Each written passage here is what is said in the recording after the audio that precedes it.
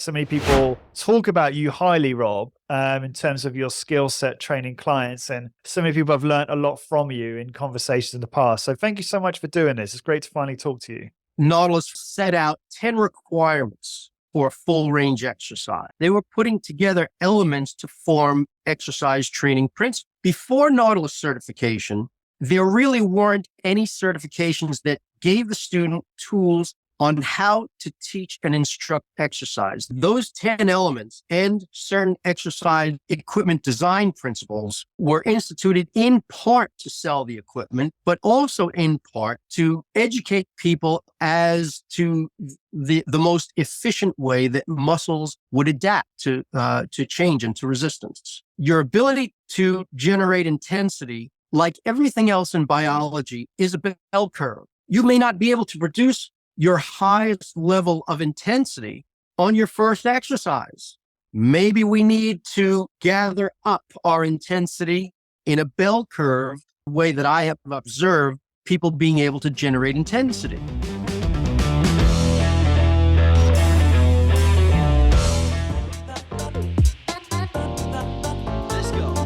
Welcome to another episode brought to you by Imagine Strength, the future of safe, simple, and effective high-intensity training equipment. Are you a HIIT studio owner looking for equipment that's not just top-notch, but also tailored to your specific needs? Imagine Strength is your answer. Inspired by the legendary Arthur Jones, Imagine Strength is revolutionizing the HIIT industry with their state-of-the-art yet affordable equipment. Their team doesn't just sell HIIT equipment, they live and breathe it. I've personally experienced their gear at the Resistance Exercise Conference, and let me tell you, it was an intense workout that I won't soon forget, in the best way possible, of course. So why choose Imagine Strength? Number one, they provide customized solutions for HIIT studios. Number two, they have budget-friendly yet high-performance designs. And number three, they're committed to innovation and excellence in high-intensity training specifically. Founder Jeff Turner and his dedicated team are on a mission to make HIIT accessible to everyone. Getting started is easy. Number one, visit imaginestrength.com. Number two, consult with their expert team. And number three, choose the equipment that will skyrocket your business. Don't wait. Head over to imaginestrength.com and elevate your HIIT studio today with Imagine Strength.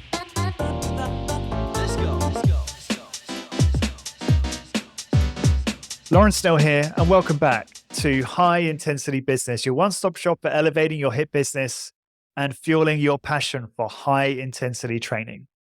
This is episode 455, and today's guest is Robert Francis. Long overdue. Rob and I have been in contact for some years now, and it's great to finally get him on the podcast. Here's a very quick bio for Robert Francis. He's a MEDEX clinician in Huntington, New York, and also operates with Inform Fitness in Port Washington, New York as well. He holds 5 MEDEX certifications and a Master SuperSlow certification as well.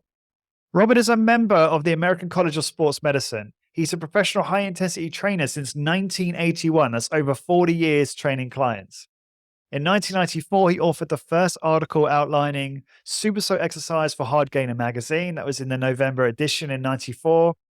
And he's a regular contributor to the Exercise Standard SuperSlow Exercise Guild newsletter, and was a speaker at the HIIT training seminar in 2006. I'm sure that bio doesn't even do him justice. He's probably done much more and is such a coveted trainer. So many people talk about you highly, Rob, in terms of your skill set training clients. And so many people have learned a lot from you in conversations in the past. So thank you so much for doing this. It's great to finally talk to you.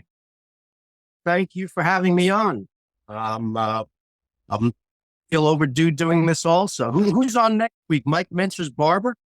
Yeah, I don't even know about looking at my calendar. I can't even tell you what's happening in 2 hours, Rob, to be honest with you. So yeah, we got some guests lined up. Very generous to me, but you do this for a long enough time, you screw up a lot less. That's true. That is, yeah. Oh, what you mean in terms of training, do you mean training clients? Yeah. Yes. Experience is a great teacher. Yeah. Experience is one part of it, but it's learning, it's knowing the material, but experience and learning make it more of an art form than straight science or just straight athletic training. How do you go about learning then? So obviously, as you said there, you've got all this experience training clients. I'm curious, like when you throughout your career, I'm sure, as you've sort of alluded to in the preamble to this, you're always learning, you're always open to learning new things. But I'm curious how you specifically improved your learning over time. So, for instance, if you train a client and you come across something you don't know, they have some pain, some mild discomfort, and you're trying to figure out what's the best way to train that person. Like, what sort of methods do you use now to learn new things and to solve those challenges? Well, the uh, Nautilus had done something that no one had done really before, and they had a set of principles. And within that set of principles, there's a plan of action. And I suppose I don't want to keep saying that it's experience, because it is more than that. It's knowing and having a plan of action, but it's seated in original principles. Nautilus, for example, set out 10 requirements for a full range exercise. And we don't really use the term full range as much as we used to. Maybe we use the term fullest range, but in any case, back in the day, nobody else was setting these things up either. And so a few mistakes were made, but they were putting together elements to form exercise training principle. They're later on learning more, and with a lot of money spent, just a lot of money by Nautilus and University of Florida. Additional principles came out when SuperSlow started taking hold with longtime Nautilus trainers. Before Nautilus certification, there really weren't any certifications that gave the student tools on how to teach and instruct exercise. There were books with pictures of the exercise, phase 1, phase 2. And a lot of people learned exercise by doing that. You're going to do 12 of these and do, 3 sets of 10, 12 of these, the old Delorme Watkins protocol, but that's from 1951. And pretty much muscle magazines, which are, I read them like comics when I was a little kid. My brother-in-law had stacks and stacks of muscle magazines, and I used to read them. To go over and his house, I used to work out and read these magazines. And in some of these magazines, in Ironman magazines, there were always these articles by Arthur Jones. And most of them were related to barbell training, because the original Nautilus Bulletin 1 is, for the most part, using Nautilus principles, not necessarily Nautilus machines, but Nautilus principles with commonly occurring equipment. Can you share some of those? I know you said there's 10. I have to go through all 10, but do you think you could just remind us what those principles are? Negative work, positive work, negative work, rotary form resistance, direct work, variable resistance, balanced resistance. So just to clarify there, just for my own brain, when you say rotary and direct, so that means you would combine like a rotary movement, like a pull down, with like a bicep curl for the biceps. You're getting direct and rotary for like the lats, or yeah, go ahead. Direct resistance referred mainly to the force vector trajectory going through the muscle by being applied to the limb perpendicularly to the joint in motion. Right. So that's where the direct resistance is. And rotary form resistance. The early Nautilus, the first Nautilus machine was a pullover, and it was a fully rotary version of a chin-up for the most part. But the early 10 requirements for full range exercise, we don't think of those as they were the original 10, but we don't really observe all of them now. For example, I understand. Pre-stretching is wildly contraindicated in high intensity training. We don't do that pre-stretch because it's it causes joint problems. The stretching refers to, of course, when you curl your biceps and you contract the biceps, you automatically have stretching of the triceps. Now, one of the reasons, the impetus for those particular 10 requirements of full range exercise, one of the requirements was unrestricted speed of motion, not meaning you should be going as fast as you can, but to have a device that doesn't restrict your speed of motion. Because at the time when that was being formulated, there was a big controversy in the 70s between the very best way to strengthen muscles. And the isokinetics people were advocating a device that restricts your speed in order for it to continuously cause a braking action. It provided no negative resistance. It was positive only. And so that figures into both allowing negative resistance, which was the second of the 10 requirements, and also the stretching element, because where you would have the restricted speed of motion in an isokinetic device that might restrict you to 60 degrees per second, you would have this no back pressure that aided in the stretching of the muscle on the opposite side of the joint, which was thought by Arthur correctly, one of the things that he did not get wrong, that could possibly be injurious over time.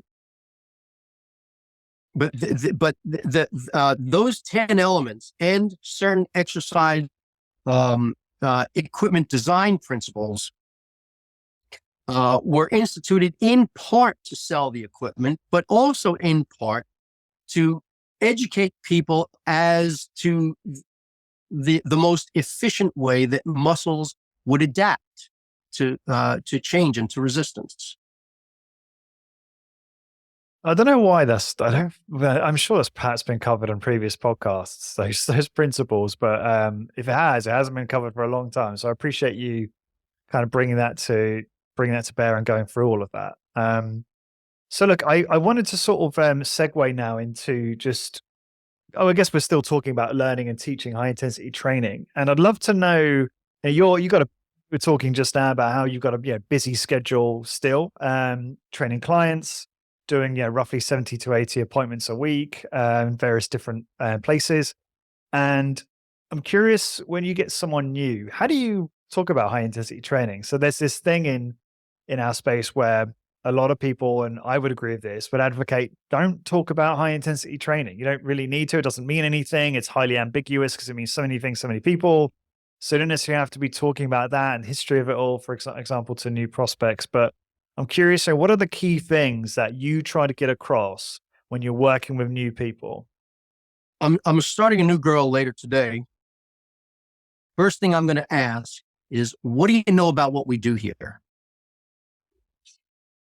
She's going to say something. Whatever it is that she says, I'm going to explain to her what it is we do here. We provide one-on-one supervision for the slow speed of both lifting and lowering weights, so that it's safe and so that it's efficient and so that it is clearly to you productive.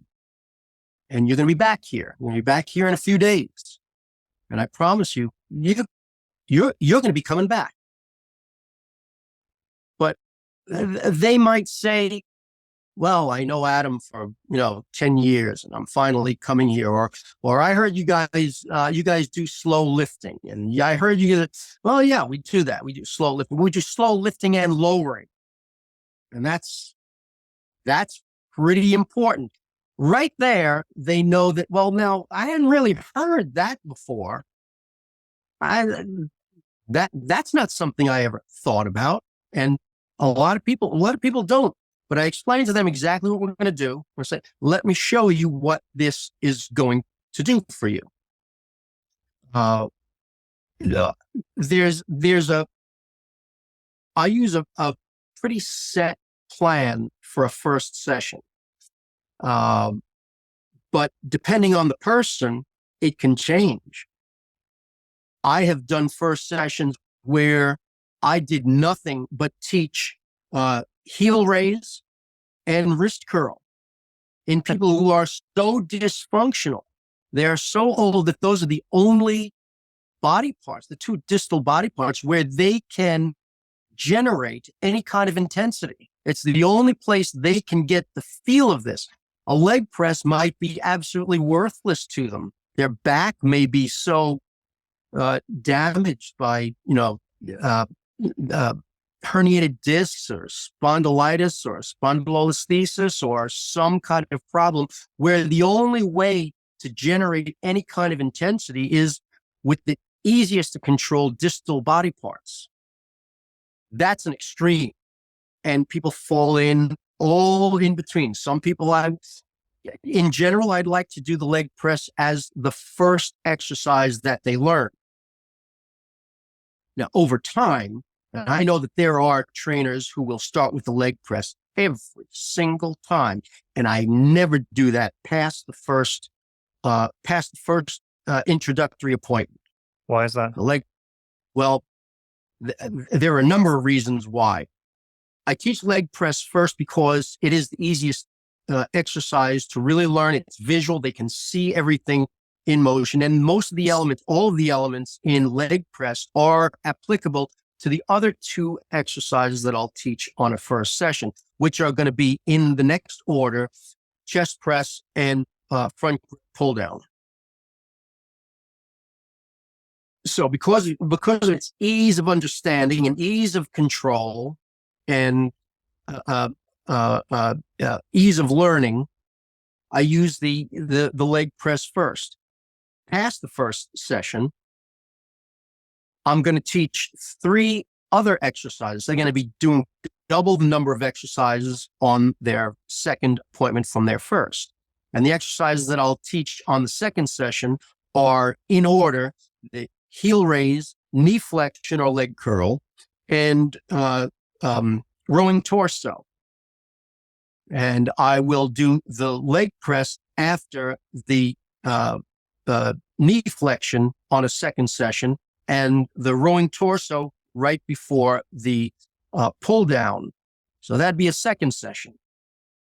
A third session, the whole thing goes upside down. It's going to be rowing torso first, pull down next. This is in general for the majority of people. It's not going to be every single person, because there are individual differences that I may have to account for. But in general, I'd like to do it this way. It's very easy to understand. 3 compound movements first, 3 rotary movements on the second session. And then by the third session, they are doing an equal number of compound movements and rotary movements. Now, down the line, I'm going to keep leg press in the middle of the workout and not in the front. And people disagree, but I do it because I think that there are good reasons. First, because the knee is not really prepared for leg press fresh in a cold body. And I just feel like this has been the very best approach. I also think that in your ability to generate intensity, like everything else in biology, is a bell curve. you may not be able to produce your highest level of intensity on your first exercise. Maybe we need to gather up our intensity in a bell curve the way I think and the way I believe, or the way that I have observed people being able to generate intensity. And I spent years blowing people out on leg press to where they can't get to some of the exercises that we really wanted to get to. That they're, that they're on the floor, or maybe they can generate so much intensity, but they blow it all early in the exercise. And Ken Hutchins was kind enough in a couple of his later publications to credit me with the explanation of outroad, which is not inroad, but that you have you've just gassed out before you can take advantage of your available intensity for a full body exposure to exercise. I don't know if I fully understand this. So are you saying that if you start with a leg press, you're in danger of doing that, of outroading, and then negatively affecting the rest of the workout? I think that's one. I think that's one consequence. Mm-hmm. But I think that the leg press, in my experience, works better in the middle of the exercise session, after you have done knee flexion, which is, when possible, after you've done calf press or the heel raise. Your calf is gonna be congested, and it provides a kind of a it brings together with the knee flexion or leg curl, it brings fluid and hydration into the knee before leg press. You may not be able to do as much resistance in leg press after you have congested your hamstrings and your calves, but you'll have a safer leg press, in my opinion, because you've brought hydration and nutrition into the joint. And I would say that with a well-engineered knee extension, which are rare, I think that the potential problem is less. But I would say, why not? Why not congest the knee, bring in the hydration, and then tax yourself on the leg press or knee extension. So when you say congest, are you talking about congested with blood, nutrients, fluid? Is that what you mean? Pump, yeah. Which is going to protect the joints. Is that what you think? Is that your logic? Yes. Right, got it. And there's also, is there also an argument for, let's say you do that, you precede a leg press with calf raise, heel raise, and a leg extension or knee extension, that you're also going to see potentially greater recruitment in the glutes and abductors and those other muscle groups to taking over? Or what do you think about that? Well, I'm talking about knee flexion before leg press, not necessarily knee extension. I'm getting that confused, aren't I? Yeah. Yeah. In general, I don't train knee extension and leg press on the same workout. That'll be on a B or a C plan. So I don't usually do the two of them on the same workout. Leg press I won't do really with knee extension or with abductor. I'll use abductor on a day that I'm doing knee extension.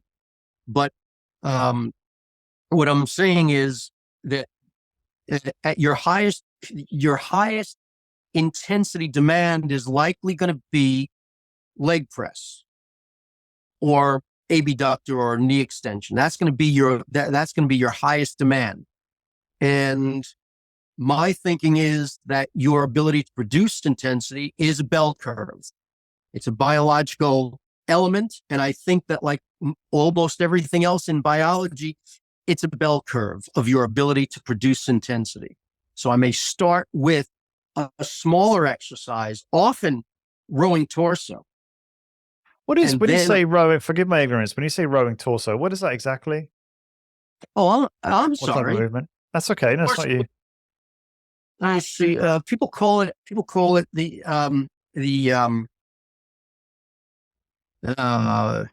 it's like a reverse fly. Oh, okay, like a seated row, something like that.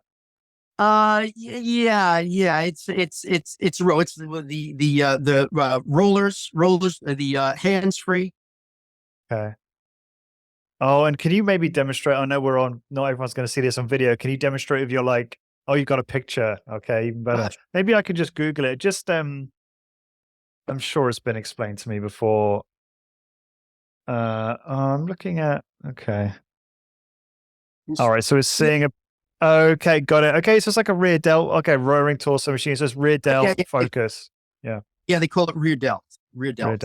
Yeah, got it. Okay, thank you for that. Yeah, got it. And I exercise as a second session after teaching calf press, knee flexion, and going over the leg press one more time. The next exercise on the second session is most often rowing torso, and I like that as the opposite of a leg press. It's a blind movement. You can't see where your limbs are going, and you can't see the machine operating.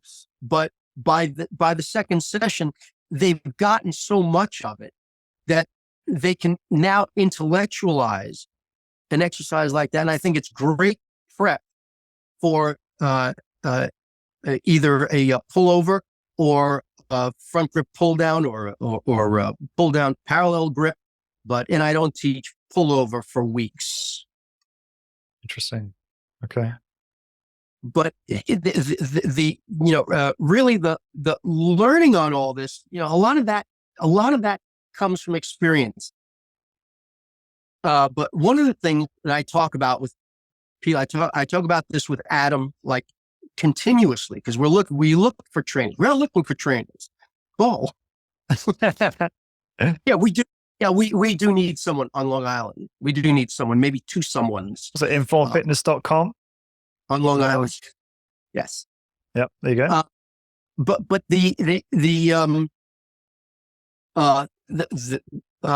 really the process of learning this is completely different today than it was when I was learning all this. I learned a lot of this very gradually from reading the articles and reading the Jones articles and wanting to get my hands on these machines, seeing these sexy machines advertised in Ironman magazine, just wanting to strap one to my back and get to work on one and see what these things felt like and what do they sound like, what do they smell like. I want to get in these machines and reading everything I could and rereading the Jones articles. I was 14 and 15 years old. I'd have to read those things over and over again. Thesaurus, and what does that word mean?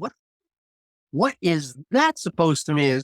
Yeah, I'm not doing that well in biology this year. What is all this? And following all of that and trying to really learn it because I was interested in finally getting my hands on the machines. I was 15, almost 16 years old when the gym opened up with 6 Nautilus machines, and what a dream. I made my dad drive me there every day. And yeah, I was working out 5 days a week, 6 days a week, 7 days a week if I could, bail out of church. But yeah, I'd work out every day. And yeah, I was reading about, reducing the training and doing better. And I really never did very large, long, extended programs, but I did do the 3-day split, chest and triceps one day, back, biceps and shoulders the next day, legs, calves, abdominals the third day, and then go back and do it over and over again. But I can tell you where I thought I was training hard, I really never trained hard until in 1980, I went to the Nautilus certification program, which was, they used to have that in Newburgh, New York. And that's where I met, I think maybe it was the following year at that, but I eventually met L. Darden and Michael Wolff. And that's when I really, really was able to understand that the personal supervision, being supervised through this thing, made such an impact. And plus, the way it was ordered, it was so intelligent, it was so clinical, it was so non-gym-like. And it got your attention because you really thought, these people are serious. And these people really give a damn.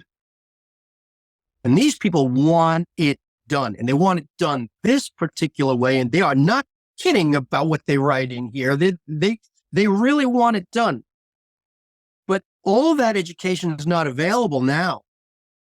I don't know where you go to learn high intensity anymore. And that's been a problem for us in looking for trainers and trying to train people to do this thing, that it's not easy to find information, and the information they find is not really good information. You know, there's a lot of I assumed you'd be using kind of like Inform Fitness's internal university, because like you say, it's to get someone off the street who's just read the SuperSlow manual and Body by Science is like an impossibility. Very rare thing indeed. There's a Body by Science Facebook page. Yeah. And I go on time and I look and I go, oh my God, did these people read the book? They read the book. Maybe they read the book, but they don't really understand it. Or they, clearly they didn't read the book.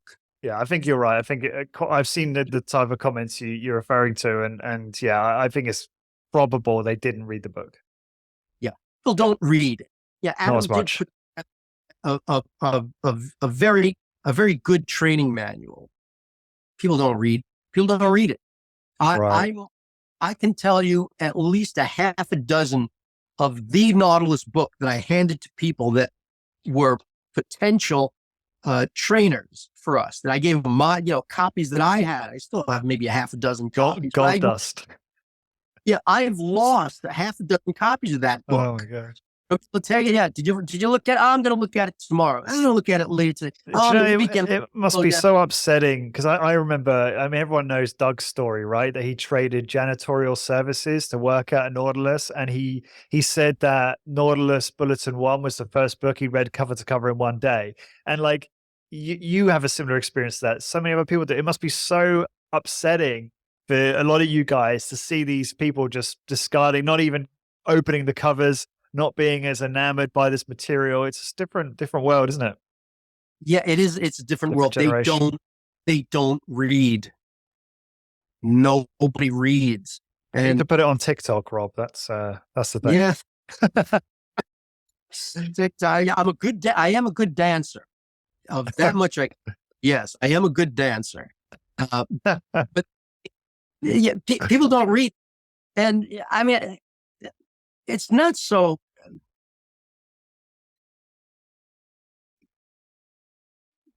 The thing that angers me is my kid won't read, and I'm a total book guy, and I've got a lot of stuff, and he asks me questions about school projects and things like that. I say I've got all of that information right here. I've got everything you need. They won't read. They want to pick that. They want to pick that phone up. They want to poke up YouTube and they want to see it in a video. And, and if it takes more than 90 seconds, they're not interested. But getting started in this thing and kind of being updated every year or every 2 years with Nautilus certification, because there used to be a 2-year certification. You have to go back every 2 years to re-up your certification. There'd be new things to learn, things that they were doing, and it was very exciting. And after getting certified, I was surprised to get a letter inviting me to go down to Lake Helen at the end of the month. They used to have seminars at the end of every month in the 80s, 81, 82. 83. They started slowing down 84 and 85. But the last weekend of most months, you get this invitation, come down, see what we're doing. We're going to show you. We'll do some demonstrations. You're going to like it and all that. First time I didn't go, but one of my schoolmates went down there. He came back and he said, "Oh, you got to see this place. Oh, you of all people, you should see this place. Oh, they've got this. They've got such a layout there at Lake Helen. They've got, human performance laboratories. They got gyms set up. They've got, you're going to see you tour the fabrication plants and the prototype room and all this stuff. And the fantastic seminar that they do. And they take a ride to, Ocala, where, Arthur had his home. And there's the animals there. And, that was after he had elephants there. And, Mickey the gorilla was there. And this is like nothing you've ever seen. This is like Xanadu for working out. And you got to go. So a couple months later, we both go down there. Sure enough, there they are. And Walt Anderson picks us up on the in the van, driving up, and he's telling all kinds of humorous stories about Arthur and everything else. Have you ever met Arthur? And I hadn't met him at the time yet.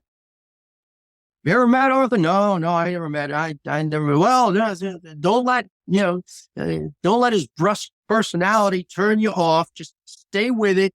Stay in the room. Don't let him insult you and everything. And it was true, and ended up starting a 30-year friendship, casual friendship, with Arthur, to where I could call up and Arthur'd pick up the phone. We could talk for 45 minutes, talk for a half hour, 45 minutes. I think one time we talked for an hour. I think David Landau called him one time. They were on the phone for 3 hours. Oh yeah, he's not shy to say that. Yeah, he's far more of a talker than I am.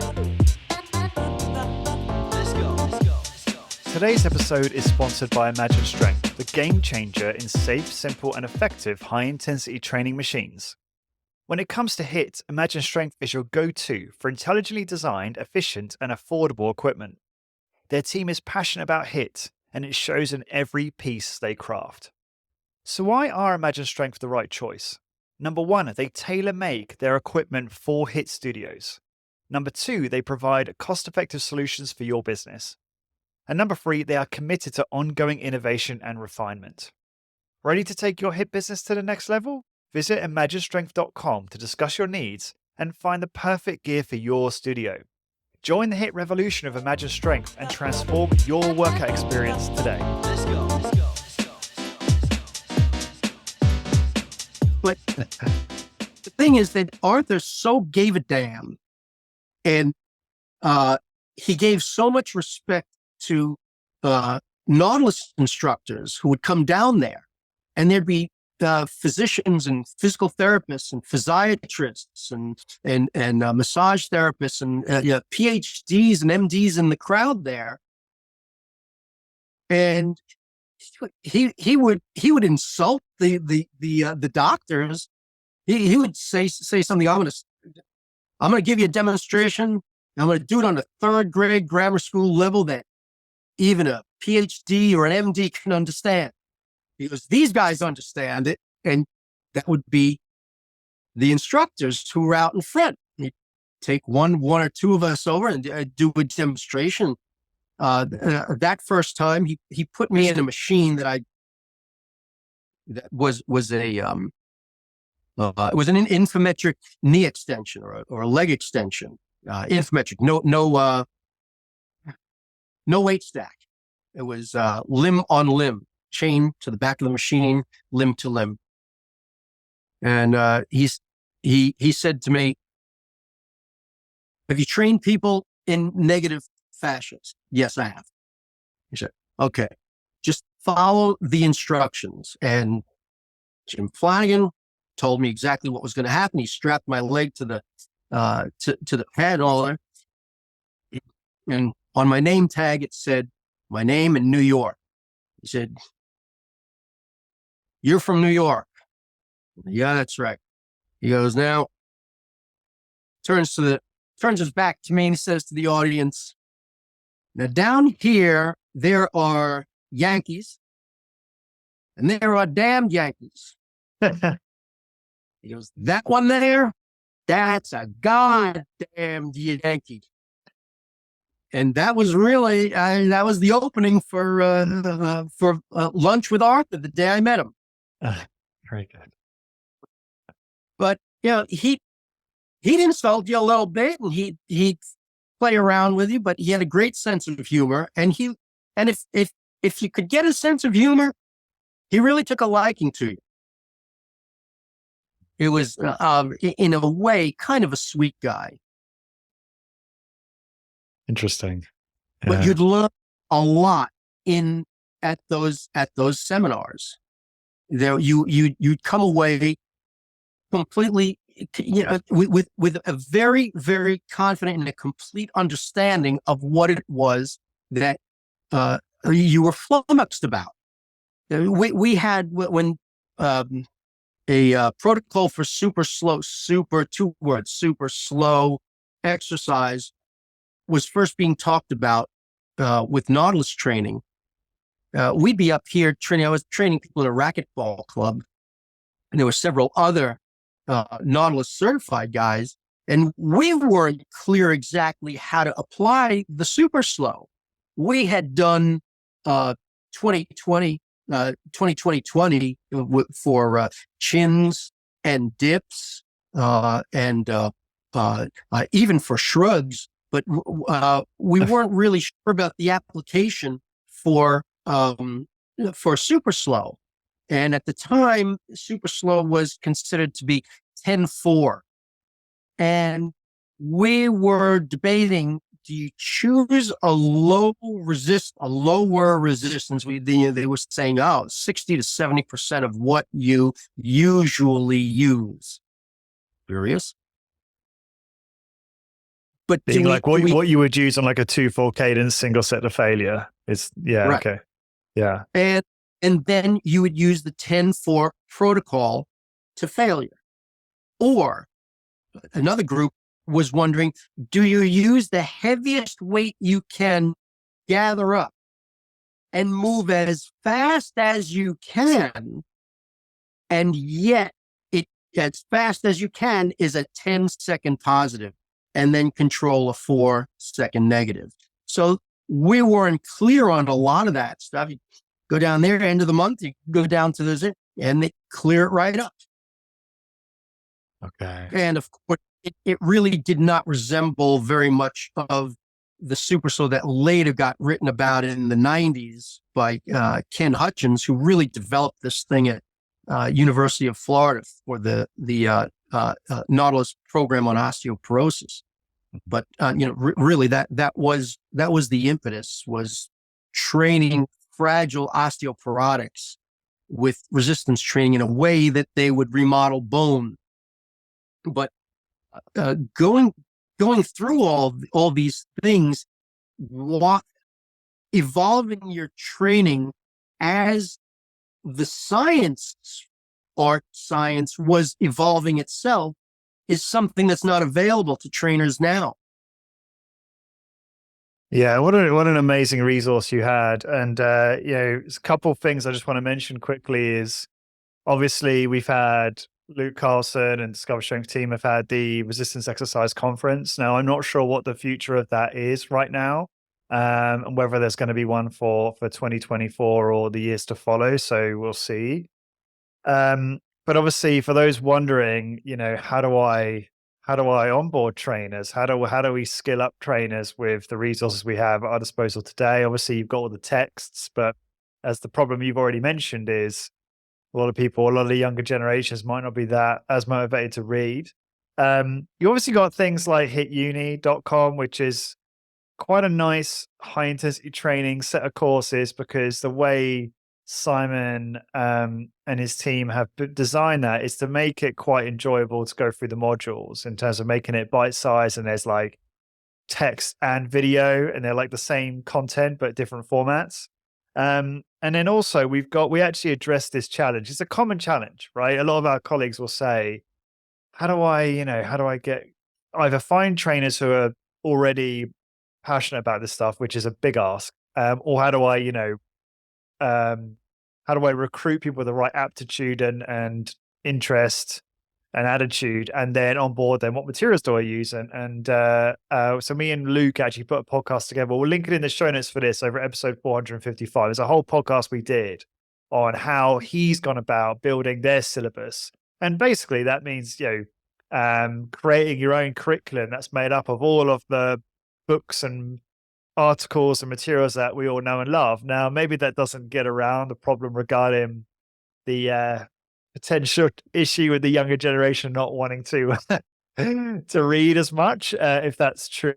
And maybe we do need to upgrade the way we think about this. And maybe it is about taking these materials and making them a format that generation are more likely to consume. Maybe you could, I know this sounds crazy, but maybe you could take Arthur's Bulletin 1 and reproduce it in a TikTok fashion. That might actually work quite well. I don't know. Well, yeah. And the first thing you said is, where do we find the right kind of people to be essentially an exercise leader? And that's another big part of it. We had a guy a year ago, or maybe a couple of years ago, and he was a guy who was fired out of a cannon. He was wanting to be an informed trainer. And he had great passion, said it every time he came in. I'm really passionate about this. I'm really passionate about this. But he was very reluctant to get his hands on the machines. We take them through, and we put them. Adam brought them through. I brought him through maybe a dozen times, and I'm wanting him. All right, put me in the leg press. And he stares at me, staring. Yeah, and he had a lot of passion for it, but in application, he had no, what I call, bearing. He couldn't own that floor. He couldn't crawl out and own the place. And I said, I know nothing. Pretend I know nothing. I'm not going to try to fool you with doing things intentionally wrong yet, but just put me through. Put me in this machine. Put me in that machine. Wouldn't do it. And I've told Adam, I think where we have to look for people who can do this are people who have a mind for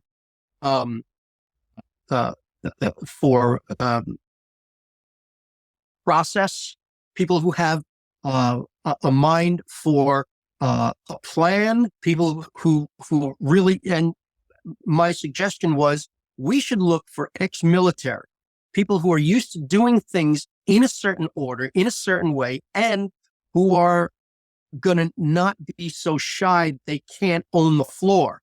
People who already understand the bearing that you have to have, because really, I'm going to put this girl into a machine today that's a really large machine. Though these machines, the Medex machines are big machines. Maybe it's the first time she's ever been in one, and I've got to stand right in front of her, and I've got to not move my head because I don't want her to move her head. And I've got to keep my feet planted and in place because I want everything on her to be in place.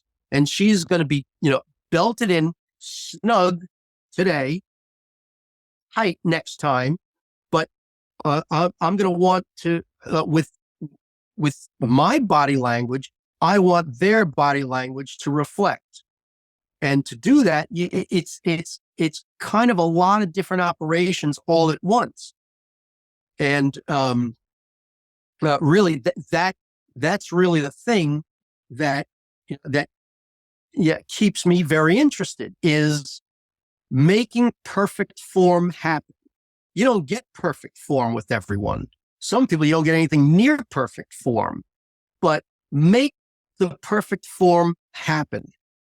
And everything's got to be directed that way, because that's where they know that you're there for them. After people have been around for a period of months and everything,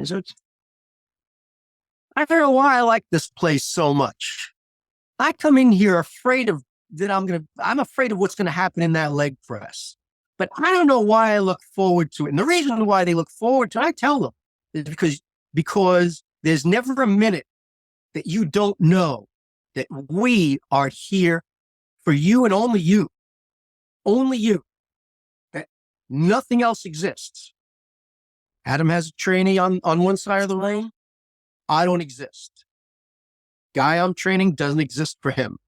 It's only his training at the same thing. And, and it's like a dance. I don't have to ask him where he's going to go next. For the most part, I kind of know where he's going to go next, but I know he's going to go that way and I'm going to go that way. He goes that way and I'm going to go that way. And that reinforces that hey, this guy is on and he's on and I'm the reason this guy is on. They've got to know that for that 20 minutes, 25 minutes, sometimes 35 minutes, for that amount of time, that they own the place and that I'm only working for them. I love that. Thank you for sharing that. I mean, just to butt in quickly, it's something that it's been brought up on this podcast so many times, this forgotten kind of, I say it's forgotten. I just think sometimes it's forgotten. The idea that the whole point of what we're doing is making the person feel like they are being obsessively focused on like a hawk during their entire workout. Making that person feel like the trainer cares more about their workout than they do. And I think sometimes that does get forgotten a little bit, that we don't sharpen the saw in terms of that. And that might hurt our business and might lead to losing clients or not converting free workouts and not getting referrals, etc. So I really appreciate you. It's fascinating because I hear this being said by all of the great people in our space. It's always said in a different way, but it's the same pattern. It's the same thing, customer service. Yeah. And really, we talked about this before.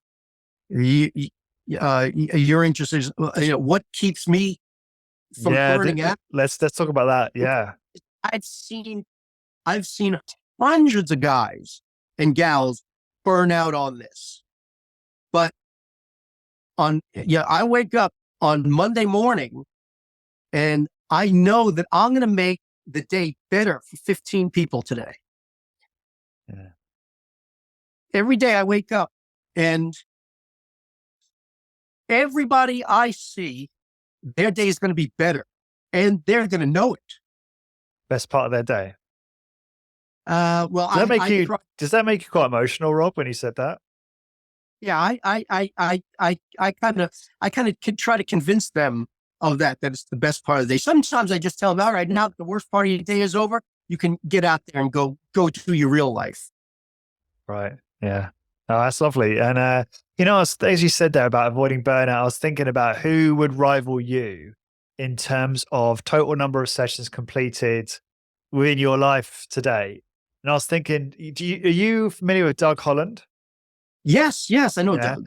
So you and Doug must be like neck and neck on like session count, potentially. I know Doug's well known for obviously doing 100, 120 sessions a week and 6-7 days a week, and still going strong now, and constantly sends me stuff to remind me that, he's grinding it out.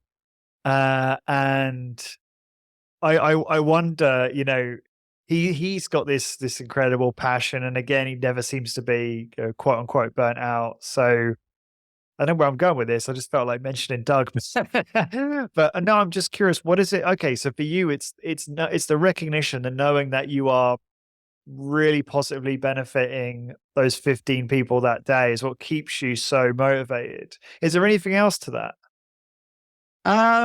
Really my own self-interest. Yeah. Because I think muscles are, I think that there's nothing in biology more exciting than muscles. It's your friend DeSimone had recommended to me. What was the book? Yeah, but Metabolism at a glance, or one of those, or no? and I can't think of Okay. I can't think of the book that he had recommended. We could gloss that over. That's okay. Um, Put it in the show notes after the fact. It's fine. Yeah, there are so many books. Mortal Engines was one, and of course, but joints and muscles are to me, they are they're the most exciting thing in biology. Are you talking about Bill's own books, or books that the literature in the books that he's read in his own research? A book that he had recommended to me. It's okay if you can't find it now. I was just curious because obviously we'll his latest book, Joint Friendly Fitness. We'll make sure to link that up. Oh, Prime Mover. Yeah, that's a popular one. Yeah. Just what a fantastic book. And it's one that I go through it again and again and again because I can't get enough. So I think it is a kind of a selfish self-interest. And someone said to me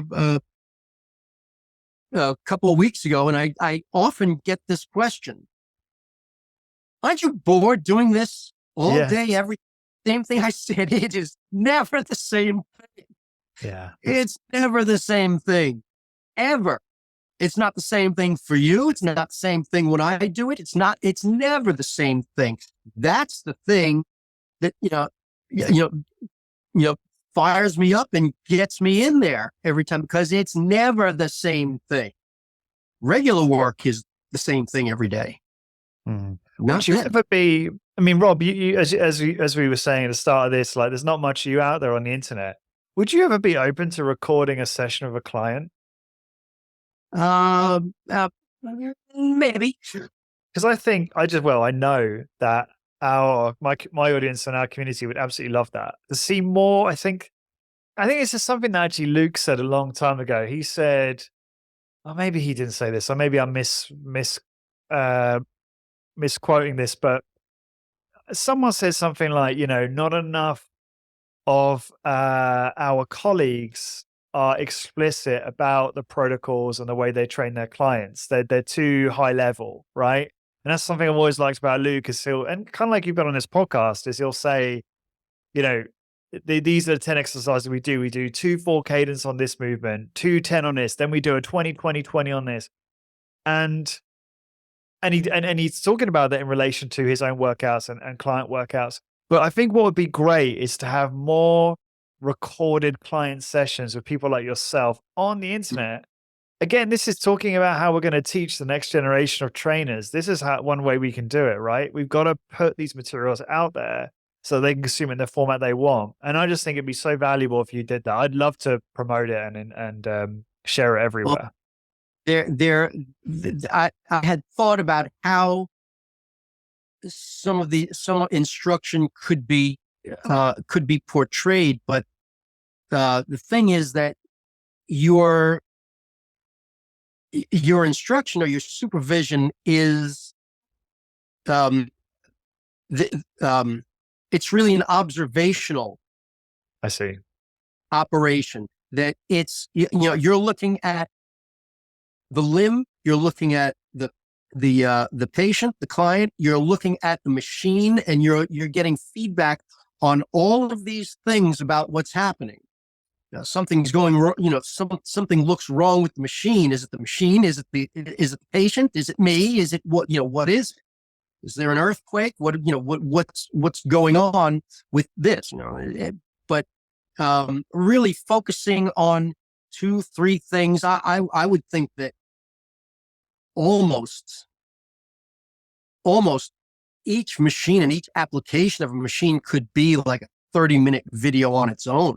I mean, there's more than a way to set somebody up correctly in the leg press. There's one way to set anyone up correctly in the medic's lumbar. Well, look, I'm just open invitation, Rob. If you ever want to record how to do that, how to put someone in a lumbar and the different ways you can do that and configure it and the workout from start to finish in a lumbar and just to, I mean, I know, actually, I should say, I know Bill Crawford has done some great videos. I know that I'm sure others have, but I feel like there still is a lot more we could be doing in terms of contributing more valuable education to the internet and which is where we all get our stuff from now. So I'm just saying, like, I open invite to you to, if you ever want to produce something like that, to send it over. We will talk. We'll talk. But getting to an exercise like lumbar extension or cervical rotation or rotary torso, getting to that point, there's an entire body of work that is best to master before you get to that, because some of these machines are so well refined now that they really instructor intensive, far more than leg press or chest press or overhead press is. And, getting to there, we had a trainee also a few months ago, and, she would watch us, and I wanted her to understand and be able to be masterful at teaching leg press. I really wanted her to be, just a master of it. I had her write index cards. 3 reasons why we start with the leg press. Another one, 3 reasons why we don't want to lock the knee out. 3 reasons why we want to take care of the lower turnaround. And I had her hold them up. Don't look at me. Just look at the card. I'll do what you say. Just again and again and again. Drilling. I made her write out. I narrated to her what to put on those cards, and just, all right, take me out to the leg press, read them to me. She did reasonably well for someone who, this was fresh for her. She's still using lingo like closed chain and open chain.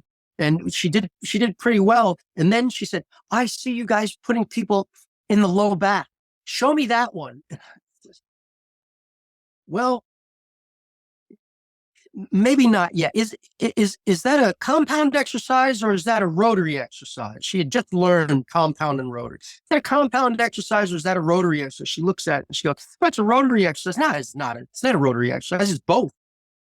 There were elements of compound movement and elements of rotary movement in that one exercise. So that's rotation around 7 joints. Because in Nautilus, which is outside of legitimate biology, in Nautilus, the last 2 thoracic vertebrae are capable of extension. The rest of the thoracic vertebrae isn't. So we consider that rotation around 7 joints, not the 5 lumbar. I was wondering, yeah. Right. But you actually touched on something really important there, which is that a lot of time it's about making something so simple as you can. What's it the Einstein saying? Make something as simple as you can, but no simpler, something like that. And it is about, like, if you break things down into simple SOPs or systems, and you sort of alluded to that with, potentially former military, ex-military candidates, is how we can make it easy for new trainers just to get started, right? It's like, I love that. You got like a rule of 3 approach for like each step of the exercise or whatever it is. So much easier to remember and just easier to execute. Any more than that, it's a lot to take on. Yeah. Rob, I'm just aware of time and I want to ask you one final question. We'll have to do a part 2 at some point because there's so much we didn't get to. I'm really curious. Again, I'd love to do a part 2. We perhaps talk more about your workouts and your views on muscle building in general. But what would you say when you look at the HIIT community, you listen to my podcast, what comes to mind in terms of what you perhaps disagree on? That's talked about in HIIT. Where do you tend to depart?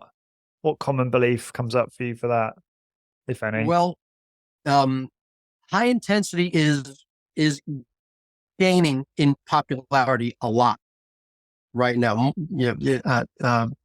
There's a lot of old Mike Menser videos are showing up, and it's being portrayed as high intensity. And to a lot of people, that's what high intensity is.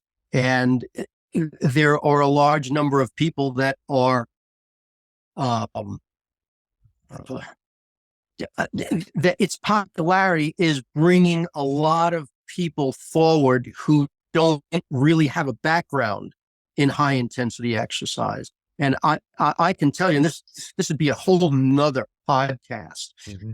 The first gym that I found had the Nautilus machines that I wanted. It was a bodybuilding gym, and I was a bodybuilder. I competed for 2 years, and where guys like me were gravitating toward Nautilus,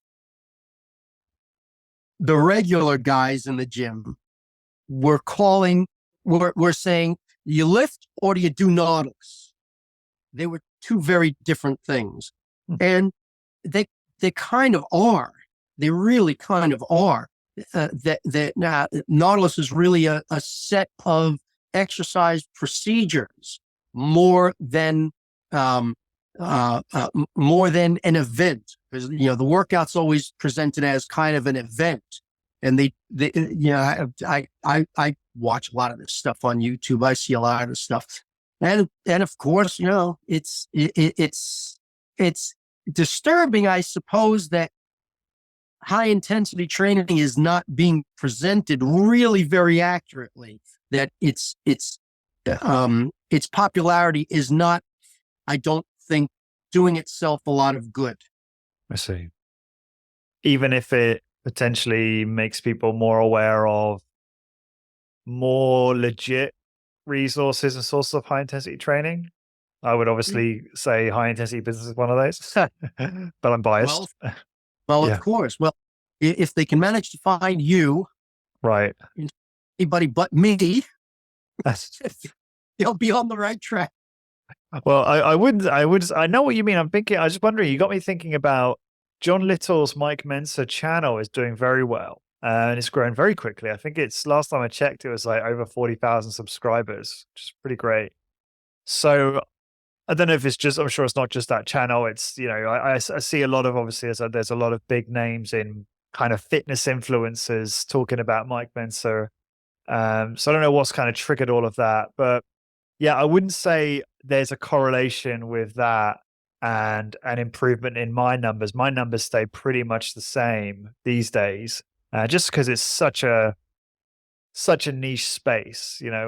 What we do is still such a small kind of market, I guess. Although there are, and I've alluded to this in previous podcasts, there are more people becoming interested in what we do, and there's a lot more, I would say, just small personal trainers, self-employed kind of personal trainers who want to use this approach. You don't see as many new studios being started in this space, which is interesting because it's a very, very profitable opportunity. So yeah, I get your point. Like, it's a very interesting question. Is it actually doing good for high intensity training? I guess we'll see. We'll see where that leads us. Like I said before, it's an odyssey. We don't know what it's going to look like 6 months from now. Yeah. In those early Nautilus seminars in the early 80s, and we would see prototypes of machinery, computer-aided machinery. And I can remember Arthur saying more than a few times at these seminars, and I can't tell you what kind of equipment we're going to be training people on. You are going to be training people on 20 and 30 years from now. He said, but we may have a hint here. And, funny, here we are 35, 40 years later. And, we're using some of the same machinery. Yeah. Some of the very same machinery with, upgraded, the elements and better, better moving parts and upgraded materials and retrofitted in better ways. And, that's a whole nother podcast of how the equipment has changed, how we've had to modify these things to reflect things that we've learned, that maybe Arthur got wrong, but nobody else got it right either back then. But nobody else was even talking about some of these things. Even speed of movement, nobody was even talking. It wasn't even mentioned. I rarely talk about it now. By anyone. Yeah. Right. Rob, to learning from magazines and books where you would see an exercise, first position, second position, third position. I'll tell you, I knew John Grimmick reasonably well from York Barbell. So it's only five hours away, York, Pennsylvania, and I used to go to York a fair amount. And John told me the story of the Pettis brothers, and these guys were in the magazines. These guys were a pair of brothers. I don't know if they were twins or a year apart or 2 years apart. And these guys sent their picture into Strength and Health magazine. They had these fantastic physiques, just great physique, bare chested, abdominals, everything, very cleanly divided muscles, all that. These guys looked great. Both of them, both brothers, they looked like Mr. America, and they're training out in the hinterlands of Pennsylvania. Well, they learned everything by, picking up old magazines, used magazines for 5 cents and 6 cents, and looking at the pictures when they got there, because they wanted to learn what their training strategy was and how they train. They got to do pictures and everything else. They were surprised that the guys they were illiterate. They couldn't read, so they could only see the pictures. So there they are, holding the bar here. They only saw the numbers 10 to 15. They only saw the numbers. So they'd hold it for 10 or 15 seconds here. Then they'd hold it for 10 or 15 seconds. And because they had static pictures, they never saw a video. And they still got great results doing it that way, which is very revealing. Yeah. All stat. And they were phenomenally strong in these positions. But is like scratching his head like, yeah, we didn't ever see it like that, but they couldn't read. So how could they know? How would they know? Why? Yeah. Robert, this has been amazing, and I want to be respectful of your time. I know you need to shoot off. So best way people to contact you would be Xander. Is that Xander Inst, like short for institution? Is that what? Right. Okay. Right. So Xander, ZanderInst at AOL.com. I've warned Robert about his inbox is about to explode, but he's fine with it. So if you've got a question, just message him direct. And obviously, if you want to find out more about Informed Fitness, is it informedfitness.com? I'm getting that right. I just want to double check. Yeah. Yeah, that's right. Informedfitness.com. And you're looking for trainers now, right? So if people listening to this who are interested. We can use a trainer or two right now in Port Washington. Yes. Great. Okay. Well, you heard it here first. Robert, thank you so much for doing this. It's been fascinating listening to you. I could honestly say again. Thanks for putting up with me. No, you're fine. And I think, you're very welcome. I think a lot of my audience really enjoy some of those stories you shared, which were completely unplanned. And I just let you roll because you were just, bringing up all this great stuff about your time with Arthur Jones and that whole experience going to Lake Helen. So thank you for sharing that. And I bet you've got so many more stories to share for future podcasts. So excited to schedule those with you. And I'll follow up an email after this. Long. Yeah, absolutely. So look, and for everyone listening, to get the show notes for this episode, as always, please go to highintensitybusiness.com or go to YouTube. So just search High Intensity Business on YouTube and this will be posted there with show notes. If you go to the website, you just search episode 455 or just go to the podcast list. You can see them all there. And as always, thank you very much for listening. This episode is brought to you by Imagine Strength, your go-to for safe, simple, and effective high-intensity training equipment. Growing a successful high-intensity training business requires workout equipment that's not only high quality, but also intelligently designed to fit the unique needs of your studio. And that's where Imagine Strength comes in. Drawing on the wisdom of the legendary Arthur Jones, Imagine Strength has crafted a groundbreaking line of fitness equipment that's as affordable as it is efficient, giving your studio the upgrade it needs without breaking the bank. The team at Imagine Strength breathes HIIT. Their passion for high-intensity training shines through in their designs, which they've consistently refined and innovated for optimum effectiveness and user experience. From my personal experience at Rec, I can attest to the careful consideration and craftsmanship that goes into every single piece. My Imagine Strength workout was absolutely brutal, in a good way, of course. Now, what makes Imagine Strength truly stand out? They have innovative equipment tailored for the unique needs of HIIT studios, affordable and efficient designs, lowering the barriers to entry for a HIIT business, continuous innovation and refinement ensuring your studio stays ahead of the curve. Founder Jeff Turner and his team are dedicated to moving the HIIT industry forward and making strength training accessible to more people than ever before. Here's how you get started. Number 1, visit imaginestrength.com. Number 2, discuss your specific needs with the team. And number 3, select the equipment that will propel your business to the next level. Head to imaginestrength.com today and give your HIIT business the Imagine Strength edge. Be part of the HIIT revolution and see firsthand how their unique equipment can transform your studio's workout experience. Elevate your HIIT business with Imagine Strength. Let's go.